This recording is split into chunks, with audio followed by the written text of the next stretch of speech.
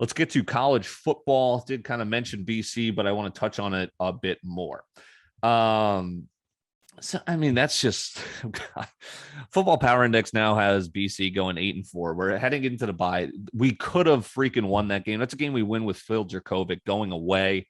It just sucks not having him, injuring your starting court. There's no one behind Grosel, just a bunch of freshmen.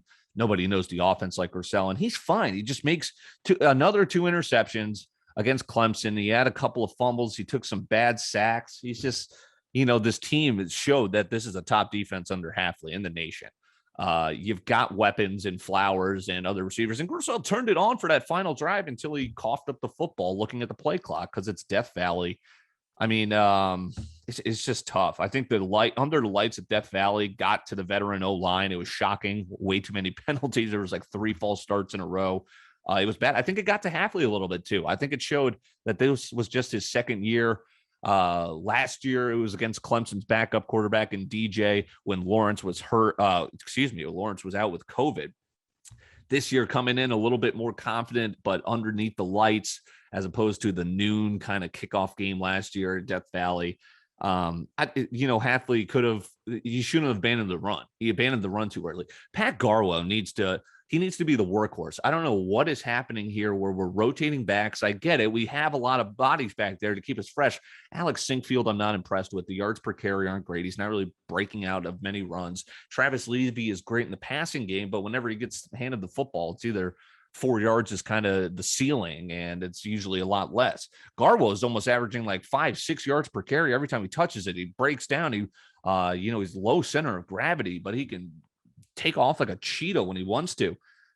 He did that against Mizzou. He did that against Clemson, and then we just stopped giving him the football. I don't know where he goes. Is he injured? If he's not injured, he should be getting the ball.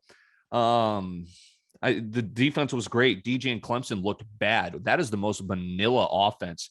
I mean, the BC gave away so many chances that Clemson was keeping us in the game. They couldn't score a touchdown. So many field goals on their side of the field because it's just DJ handing it off or keeping it for 3 yards.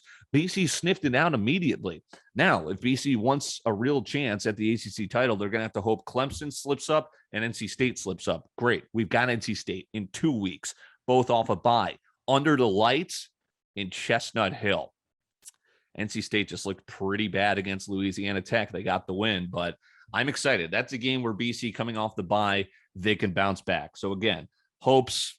It sucked losing that game to Clemson. That's a beatable Clemson team. They could lose again, even though I think FBI, Football Power Index, has them losing to Pittsburgh at Pittsburgh. Look what Kenny Pickett is doing. Low-key Heisman guy. Bryce Young is like even right now at the top of the board, according to Vegas. But look what Kenny Pickett is doing in Pittsburgh. Now, they lost to Western Michigan. So where the hell does Football Power Index think Pittsburgh's all of a sudden just better than Clemson? I don't know, but a lot can happen. Crazy week of college football coming up ahead. The last thing, too, is Hafley, again, maybe he didn't necessarily get out-coached, but he maybe, he said himself he could have coached a better game.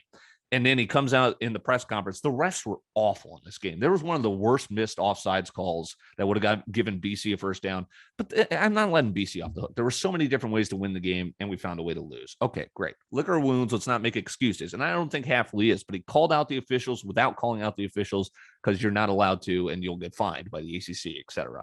I think he's going to use that as motivation. Heading into the bye.